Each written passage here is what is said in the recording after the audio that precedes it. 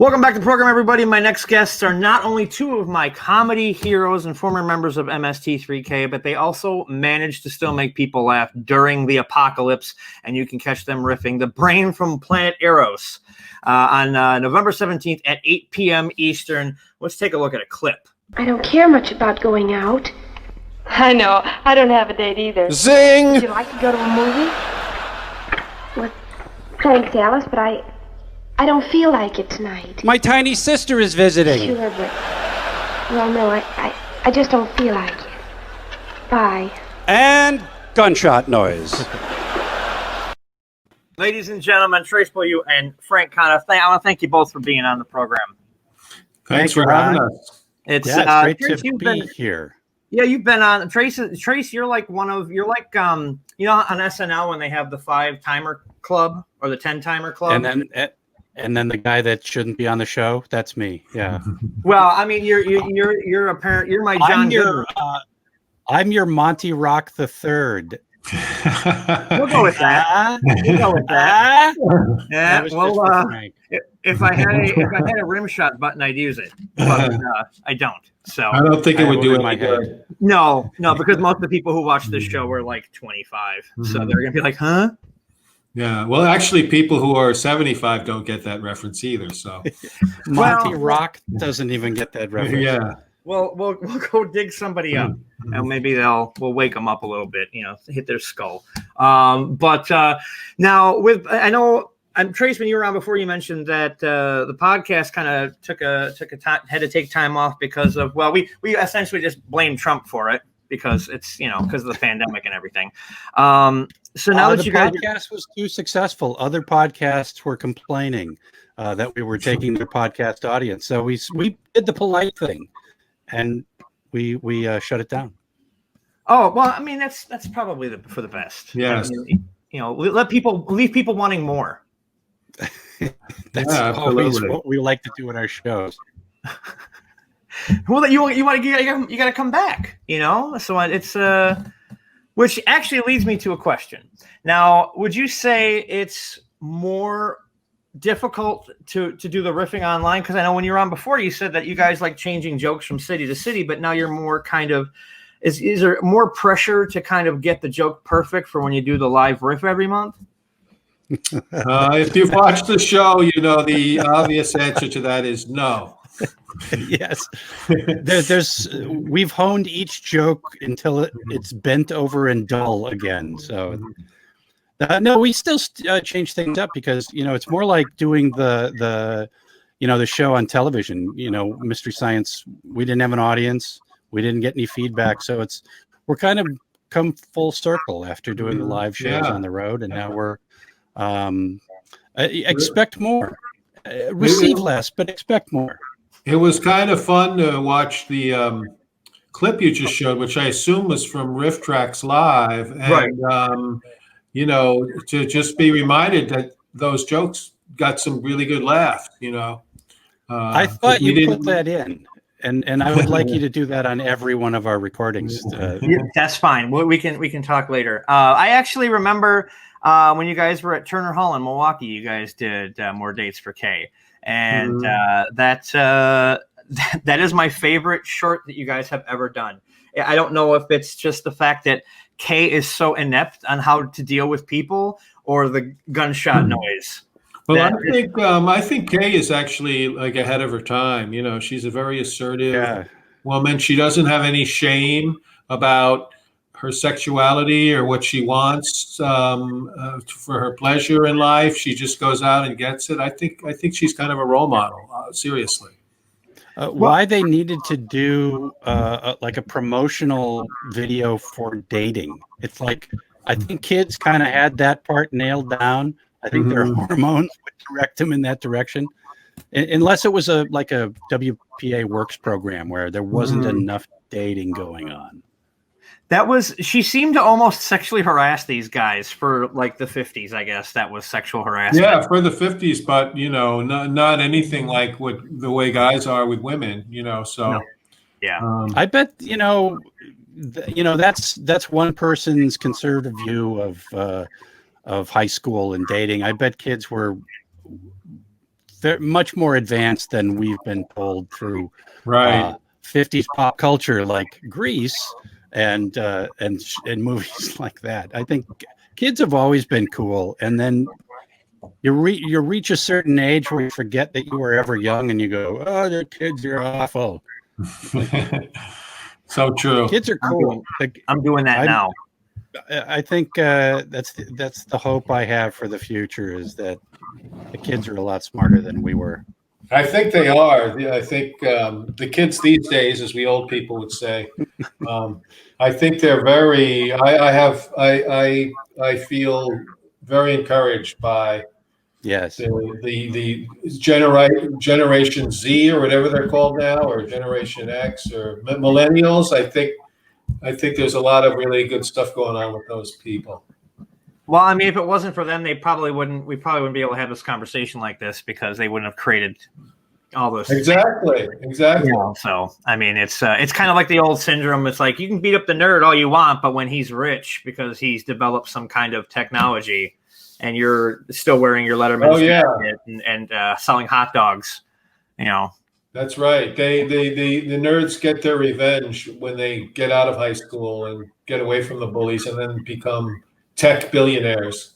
God bless them. But the Revenge of the Nerds 2, I think, is a superior film. Well, I don't know, because I like Anthony Edwards. So, I mean, him just kind of being in just the beginning of it, if I remember correctly, And plus the first movie. He volunteered to be in the Navy, and he became a pilot. That was all good, right? Yeah, I think that's what. But then he died. Yeah. Well, that happens. Oh, yeah. I haven't seen the film. Thank you. Well, no, I mean, in real life, he crash landed, and Tom Cruise survived, because Tom Cruise isn't a real person; he's an android. Yes, it's weird. He died in the Top Gun, and yet he had a better chance than Kelly McGinnis of being in the sequel, which is weird. Oh, boy. This is I can see where this is going, but now, Frank, you aren't from the Midwest. No, I'm an honorary Midwesterner. Well, and we welcome you with open arms. Yes. Now, but your sense of humor, do you feel like it's got like a more of a and your comedy, does it have more of a Midwest sensibility to it? I think that if anything, I developed that by moving to the Midwest and being around all the other comedians and all the Mystery Science Theater people. I think it influenced my humor, certainly. But the weird thing is like, you can say, well, I'm from New York, I have one sensibility, the Midwest is another sensibility. But of all the TV shows that I've worked on, I've never been more in sync with comedic sensibility than I was with the other people on Mystery Science Theater. So, that kind of outweighs any of that.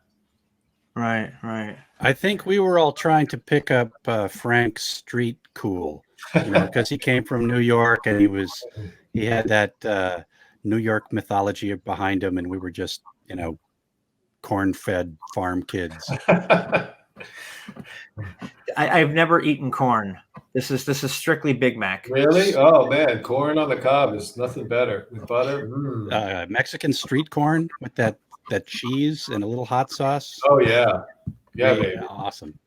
Now I want to ask you, Frank, because we're friends on Facebook, and I've been following your what's been going on. I know it's been a while, but how are you feeling? A lot better now, or? Oh, thank you. Yeah, I did. I had heart surgery this last spring of 2019. I feel much better, and just filled with a lot of gratitude for being lucky enough to catch what I had in time to deal with it, and also to catch it before the pandemic came. That was a lucky break. I was able to have people visit me in the hospital. I was able to have people come over to my house. All my friends and family were so attentive and so wonderful. So, I was very blessed through the whole thing. And now I feel really good now. And it also is the only thing that ever got me to lose weight ever in my life. It's, I was not having an appetite for 6 months. Turns out to be a really good way to lose weight because, the recovery from the surgery. Stress and the onset of possible diabetes. Well, no, it's not. It's not possible with me. It's there. That was another diagnosis that I got from the doctors, and so I've cut down heavily on my sugar intake. So that's helped me too. So I finally was able to get Operation Sweet Ass going. So I mean, it's gotta be the weirdest conversation with the doctor. He comes in, he's like, "So do you want the bad news or the even worse news?" Well, actually, they were. The doctors were just right after my operation. They were just very upbeat and said, "Oh, you did great. You're doing really well." And I can't say enough for the doctors and the nurses at Lenox Hill Hospital and everywhere. We now know now even more than I knew then what heroes these people are. Who are just in their daily job is just to be in service of humanity, and I'm very grateful to that. Well, that's good. I'm glad that you're feeling better because the world needs you now more than ever, both of you. Yeah, hope, which is not much, but now, Frank, you got a book out now called "You're Ruining the Dystopia for Everyone." Yes, I just happen to have a copy right here. Well, there you go. Mm-hmm. There you go. How convenient. Mm-hmm. It just happened to be there. Now, how long did it take? Because it's a collection of short stories that are all linked together. How long did that take you to get? Is it from over the years, or did? Well, I had the idea for it for a while, but I think it took me about a year. I started on it like not long after my recovery from surgery. In my surgery recovery, I really took that as an excuse to not do anything for months. Just watch TV and not even watch challenging TV. Watch Alias Smith and Jones reruns. Just nothing that would tax my mind or anything. And my surgery kind of gave me license to just be that way, just lie on my couch all the time. And I had to go for one exercise thing a day where I walked for like 10 minutes, and it was brutal to do that, but I did it because the doctors told me to. Now I'm walking like 4 miles a day. But then after I got through that period, then I think I eventually started and I worked on a couple of things that didn't really pan out.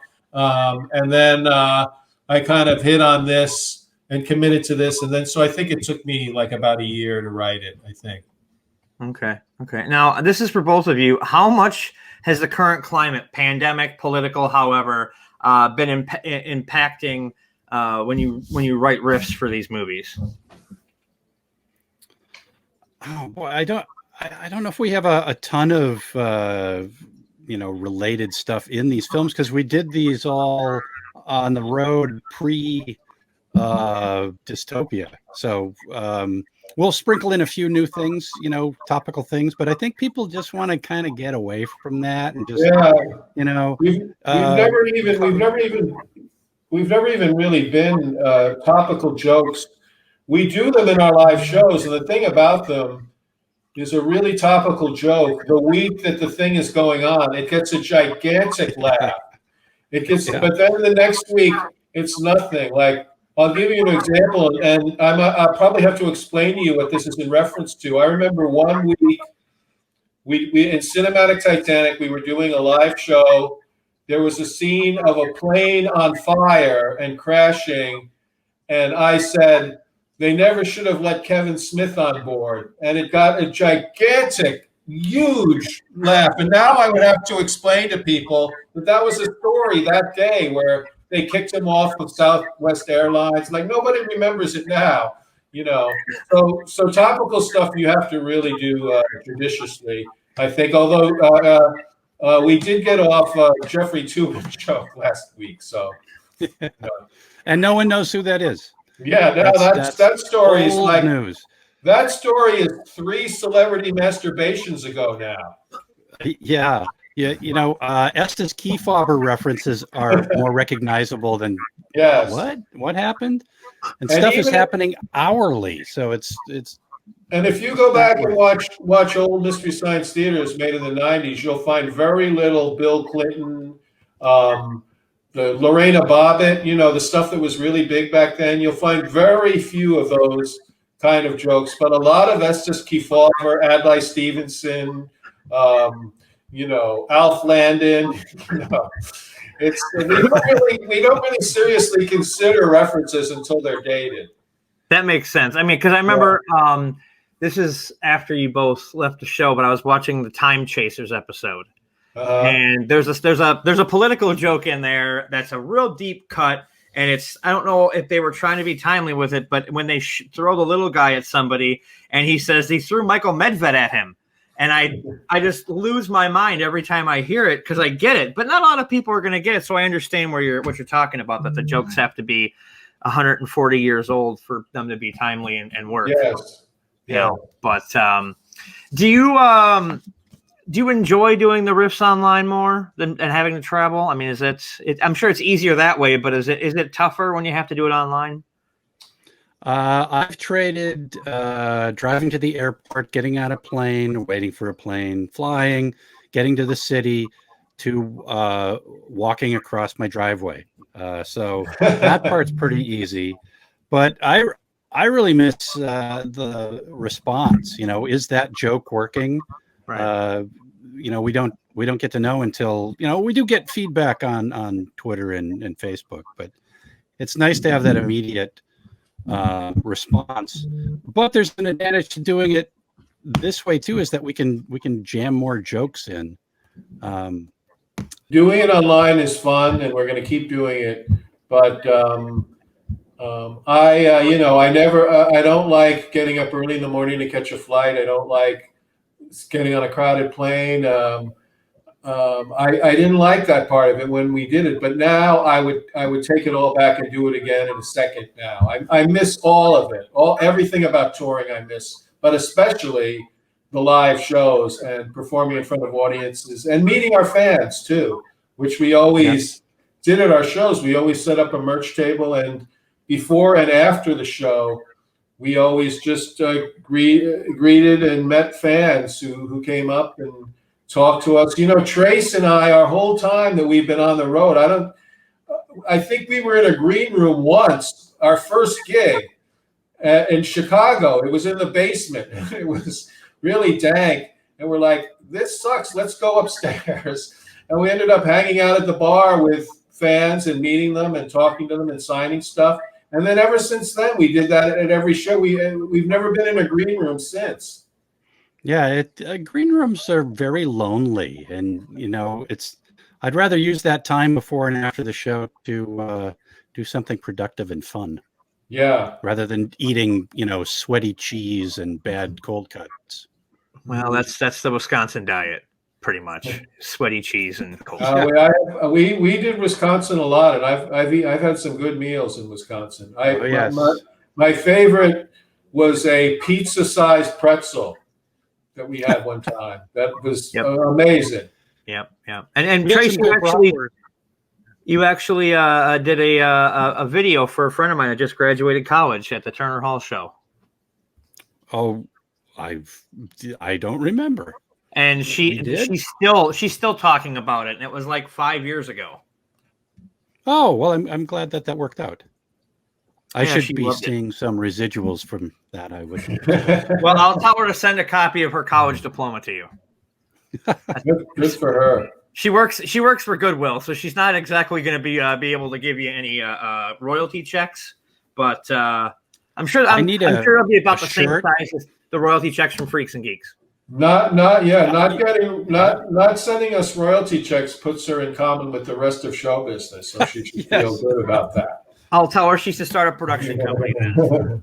I'll tell her to get on top of that. Now, your last show, you actually had some guests. You had Rich Coase, and his producer, whose name eludes me at the moment, Jim Roach, because I don't do research. And now, how was it? Who reads? What's a book? Now, how was it? I'll show you a book. Hey, there you go. Hey, Here, there's I'll a even book. make it big on the screen so everybody can see it. There you go. Bring it The back only up book there. you need. You can get it on Amazon, folks. Yeah. Hey, that's an attractive cover. Who did that cover for you? Our friend Len Peralta, who covered all my books, did that. Well, there you go. Awesome job as always. And you can't go wrong with something written by Frank. That's just the way it is. That's the idea, at least. Now, you speaking of Midwest and everything, Rich Coase Rich Coase claims to be this guy named Svengoolie, but Svengoolie keeps saying he's not, so they can deal with that in court. But what was that like having him around? I mean, I haven't seen it yet because I'm behind on everything. And so what was that experience like? Have you guys, because you were in a promo for the show at one point. Yes, we visited. You guys were going to buy the dungeon. Yeah, we visited the set. I'd met Rich doing a radio play in Chicago, a live radio play, and then saw him again at C2E2 as Svengoolie, or maybe it was Svengoolie and not Rich. But they were very gracious and said, "Hey, come on over." Just very casual. They're great guys, great Midwest sensibilities. We really clicked with them. Frank bonded with Jim because they share a phone. Your ringtone. We have the same Armand Flint ringtone, which I was very impressed with that he had that too. I do. Great guys and very generous and. Great people. And you can only get that from the Midwest. I'm pretty sure that those two are the only nice people in all of Chicago outside of people who come to your shows. Because not true. Well, we love Chicago. I'm thinking as a Wisconsinner, so we have to always throw shade, as the kids say, at Illinois. I thought Wisconsin was like the Hamptons. People go there in the summer and stuff, right? Yeah, well, what's weird about it, though, is when Illinois closed everything down because of the apocalypse, they couldn't do anything, so they shot over the border up to Wisconsin. Mm-hmm. It's like, oh, well, we can't do anything down here, so let's go up there and infect everybody in Wisconsin. Thanks. Wow. Yeah, I always think of what that? Our bars open way earlier than a lot of people too, and there was a big fight over how many people you can have in the bar. But then in Illinois, people saw bars were open in Wisconsin. Woohoo! Well, that's their fault for going to a bar during COVID. My thought on that is, how many people should you allow in a bar during a pandemic? How about nobody? That's fair. That's totally fair. I used to bounce at a bar and. Before I think the last time I actually worked the door was right before they shut everything down. So I was there wearing a mask, and everybody else is walking in there with big hair to see a cover band. But I don't care. I got paid to stand there and do nothing. So which is great. Everybody's dream to stand there and get paid to do nothing. The band was COVID Turner Overdrive, wasn't it? Yes, they were CTO. Actually, they were a Dokken cover band, which is even worse. Oh my God. Why not just let everyone in? Just who cares if you're going to a Dokken cover band? Did you get your COVID? Come on in. Right here we have. I shouldn't bash on Dokken cover. They've got better. I'm not familiar with Dokken, so I can't really weigh in on this. It's probably best you're not. Yeah. Probably best you're not. So I know movies have been very sparse coming out lately, but have you guys seen anything that you can recommend to folks since the podcast isn't around anymore? Can you recommend anything to anybody to try and get through what seems to be the beginning of a 4th or 5th lockdown? Well, there's been some really good stuff on Netflix that has been released. The Trial of Chicago 7 was really good. I just watched that. Yeah, that was Aaron Sorkin wrote it, directed it. Terrific. Another movie that on Netflix that I love. It's a very kind of young adulty kind of family film. I thought it was terrific. Was Enola Holmes with with Millie Bobby Brown from Stranger Things is the star of it. I thought that was great. And I went to search for that, and I found it in the documentary section under Enola Gay. I don't think it was the same. It wasn't as uplifting or as YA as you put it. Yeah, I kind of misrepresented Enola Gay, called it Enola Holmes. And the other thing on Netflix, another reference from 50 years ago. That yes. Well, I mean, at least you didn't mention Little Boy. So there you go. That's right. I can make old references too. All right, way to go. And the other lesser known burger chain. The other thing on Netflix that's really great, it's not a movie, it's a mini series, The Queen's Gambit, which I just watched recently. One of the best things I've ever seen on that network. Really, really good. And what about you, Trace? What have you seen? Have you been keeping up or? Well, last night I needed something to cheer me up, so I watched for probably the fourth or fifth time The Death of Stalin, which is absolutely one of the best dark comedies, chillingly dark, but extremely funny. The performances are brilliant, and I just picked it up on DVD because I love it so much. Yeah, all of Iannucci's stuff is just it's so much fun to see politics as backstabby as that, but also very entertaining as a contrast to the world we're in. Yeah, I love that movie. To keep myself sane, I just started watching The West Wing for the first time, and I was like, "Hey, that's a president." Okay, it's been so long. That's The West Wing is one of my favorite Trace Beaulieu shows. I'm on for like 2 seconds. Hey, but I just got a residual check for like $1. So all right, there you go. What season were you in? I think the first season, and it's just at the top of the show, and there's credits and stuff. So it's the part you don't pay attention to. Yeah, you're right. Because I have to go back and look now because I'm almost done with season 2. So yeah, I'll have to go back. It could get cut out in syndication. You know how they trim things as they pack more commercials into. I don't know how television works. Why am I? I'm watching on Netflix, so who knows if they cut anything at this point. Oh, you're probably getting the purity of the entire thing, but you still won't see me. Now I gotta ask you guys something. What are your thoughts on if you've seen it, the new Borat film? Because I gotta talk to somebody who knows comedy. Because every person I talk to just thinks it's funny and they don't get what he's doing. I thought it was I thought it was really good. I saw it, and but the thing about it is, you know, there was some really funny. And by the way, I kind of have drifted away in my tastes from prank kind of comedy. Yeah. It's not my favorite genre, but he's an exception because he has like a point to it usually, and the other thing about the movie that I really would praise is that it's not just very funny. It's kind of an example of really well done storytelling. You know, it has a real story to it, and I just thought it was really well done. I mean, the whole thing didn't really make me laugh, but there were a few things in it that were really funny, and the Rudy Giuliani scene was priceless. I liked it too. What's that? I was just gonna say, even if he was tucking in his shirt, he was still getting so handsy with her. Yeah, it was, but you know what? He wasn't tucking in his shirt. No, he wasn't. Yeah, no, he wasn't. And who says, "Let's go into shirt a bedroom and have a drink"? Code name. Yeah.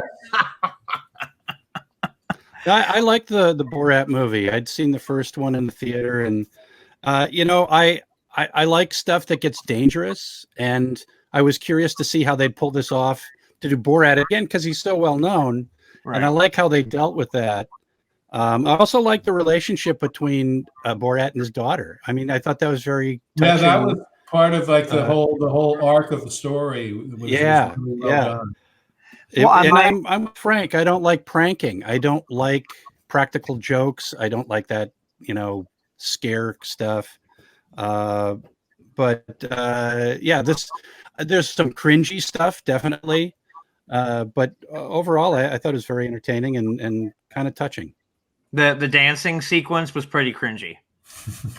Yes. Yeah. That was. But I remember when it first came out that he had pranked the rally in was it Oregon? I'm like, what the hell is he just doing this randomly for shits and giggles? And then you come to find out it's actually a scene in the movie, and you get to see how it played out. And like, oh geez. And have you seen that they released a video of him in the ambulance as they're trying to get him out, and there are people pulling at the door to try and get him. I mean, people are crazy. Oh yeah, no surprise there. Yeah. It's ridiculous. It's just ridiculous. But I want to thank you both for coming on. It's been an honor and a pleasure. You can watch them riff the brain from Planet Eros November 17th at 8 p.m. Eastern. For ticket information, go to themadsarback.com. Trace, Frank, thank you so much for being on. I really, really appreciate it. Thank you. Thanks, Ron. And we'll be right back.